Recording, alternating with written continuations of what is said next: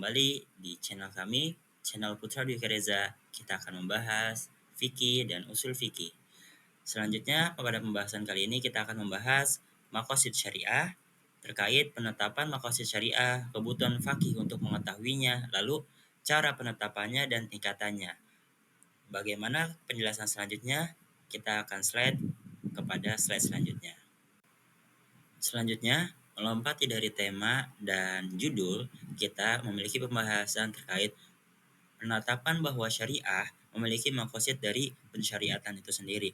Adapun kebutuhan seorang faqih untuk mengetahui maqasid syariah, lalu cara-cara penetapan maqasid, metode para salaf dalam merujuk kepada maqasid syariah, dan dalil-dalil syariah lafziyah yang tidak bisa dilepaskan dari pengetahuan maqasid syariah. Penetapan syariat kepada sang pembuat syariat, lalu maqasid syariat terbagi menjadi dua tingkatan antara qot'i yang pasti dan zonni yang dugaan. Lalu juga ta'lil, penetapan sebab ataupun sebuah indikasi hukum-hukum syariah, serta adanya sebagian hukum yang tidak memiliki ta'lil dan disebut ta'abudi. Baik, kita selanjutnya masuk ke dalam pembahasan penetapan bahwa syariah memiliki maqasid dari pensyariatannya. Tidak ada seorang pun yang meragukan bahwa setiap syariat yang diturunkan untuk manusia memiliki tujuan yang dimaksudkan oleh sang pembuat syariat.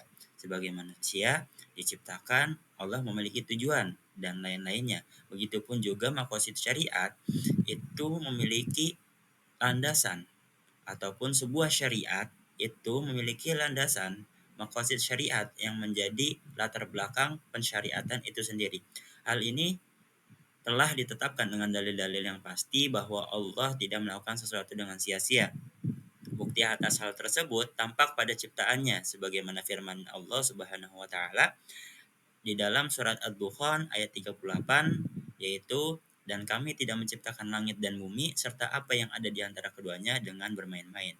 Itu memiliki makna Allah tidak sekedar bosan atau sekedar tidak memiliki alasan untuk menciptakan sesuatu, dan salah satu menjadi hal yang mendasari mengapa kita harus meyakini bahwasanya sesuatu itu memiliki alasan.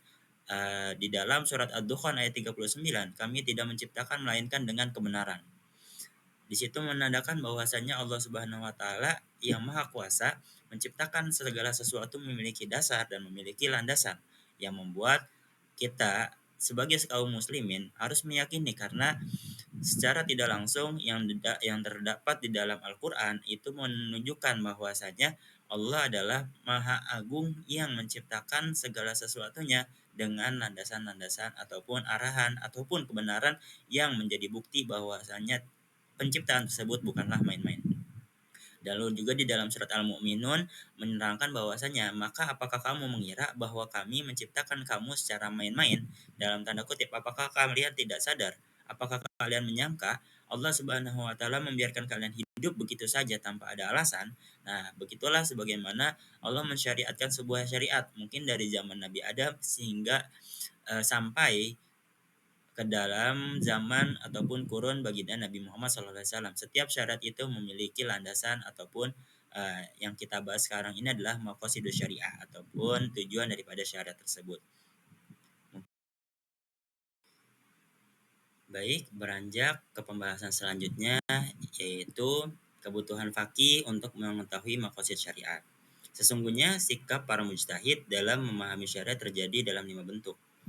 Pada kesempatan kali ini kita akan membahas bentuk yang pertama, memahami ucapan-ucapan ataupun bisa dikatakan nas, sumber hukum utama umat muslim yaitu Al-Quran dan Al-Hadis, serta mengambil makna dari ucapan tersebut dengan penggunaan bahasa yang sesuai dengan penjelasan syariat melalui kaidah-kaidah lafziyah. Dalam arti seorang mujtahid ataupun seorang faqih yang hendak berijtihad menjadi seorang mujtahid, selain mengetahui maqasid syariah, mereka juga harus memahami ataupun mengenal retorika bahasa daripada nas itu sendiri, yang mana bahasa dari nas itu sendiri adalah bahasa Arab, sehingga seorang mujtahid harus mumpuni di dalam retorika bahasa agar mereka memiliki dasar ataupun pemahaman terkait istidlal, pengambilan dalil dari sebuah hukum fikih. Sebagian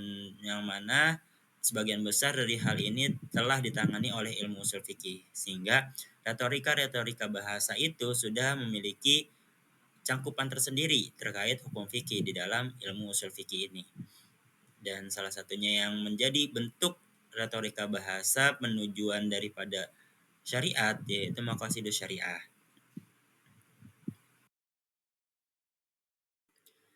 Baik, lanjut ke bentuk selanjutnya yaitu bentuk kedua, bentuk ketiga dan bentuk keempat dari 5 bentuk yang sedang kita bahas.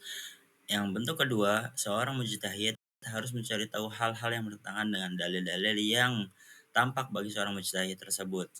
Seperti ia menemukan sebuah dalil lalu ia menggunakan dalil itu, maka ia harus memahami betul bahwasanya dalil yang ia pakai itu bebas dari pertentangan dan juga bebas dari sebuah dalil lain yang membatalkan daripada dalil tersebut, ataupun ada sebuah nasikh ataupun nasakh ataupun penghapusan ataupun takyid, pembatasan dari dalil tersebut sehingga dalil tersebut tidak bisa dipakai lagi ataupun ada hal-hal yang membatasi pemakaian dalil tersebut. Catatan juga seorang mujtahid itu harus mampu untuk bisa memahami hal tersebut, ataupun ketika ia ingin mengamalkannya dia juga harus melihat apakah dalil yang akan dipakai itu memiliki dalil lain yang bertentangan, dan apabila dua dalil itu bertabrakan maka dia harus bersikap seperti seorang yang kompeten di dalam bidangnya, yaitu antara dia menggunakan dalil yang lebih baik atau mencari jalan lain sehingga dalil tersebut masih relevan untuk digunakan.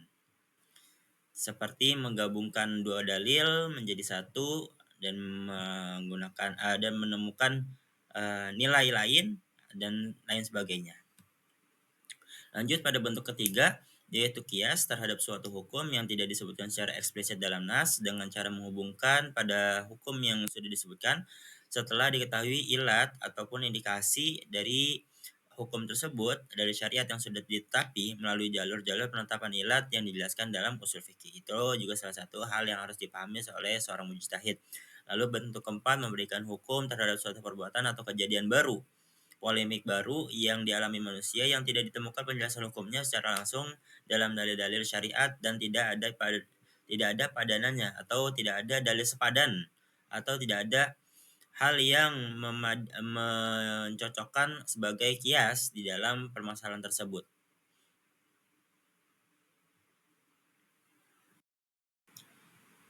Baik, masuk kepada bentuk kelima, kita akan membahas kelanjutan daripada bentuk ataupun keharusan seorang mujtahid, yakni bentuk kelima, menerima sebagian hukum syariat yang sudah tetap. Namun, bagi seorang hukum itu diterima tanpa mengetahui ilat, sebab hukum maupun hikmah syariat di balik persyariatannya. Ia hanya membatasi dirinya dengan menerima adanya kekurangan dalam memahami hikmah yang dikehendaki oleh syariat Allah Subhanahu wa taala dari hukum tersebut. Pengetahuannya pun melemah di sisi keluasan syariat. Ini disebut dengan ta'abudi, hukum yang bersifat murni ibadah tanpa diketahui sebab atau hikmahnya. Mungkin ada beberapa hukum yang sulit dicari ilatnya, dicari indikasinya, dicari penyebabnya. Disitulah seorang mujtahid itu harus tunduk kepada syariat tersebut dengan bentuk ta'abudi ataupun hukum yang bersifat murni ibadah tanpa diketahui sebab atau hikmahnya. Mungkin ada beberapa hal ataupun beberapa segmen yang mana seorang mujtahid itu mengembalikan alasan kenapa syariat itu disyariatkan kepada Allah Subhanahu wa taala, dan itu menjadi suatu sifat dari seorang mujtahid yang memiliki tanda bahwasanya manusia memiliki batas daripada kekuasaan Allah Subhanahu wa taala dalam membentuk sebuah syariat. Disitulah kunci di mana seorang mujtahid juga mengembalikan ataupun memasrahkan segala pengetahuan kepada yang Maha Mengetahui, yaitu Allah Subhanahu wa taala.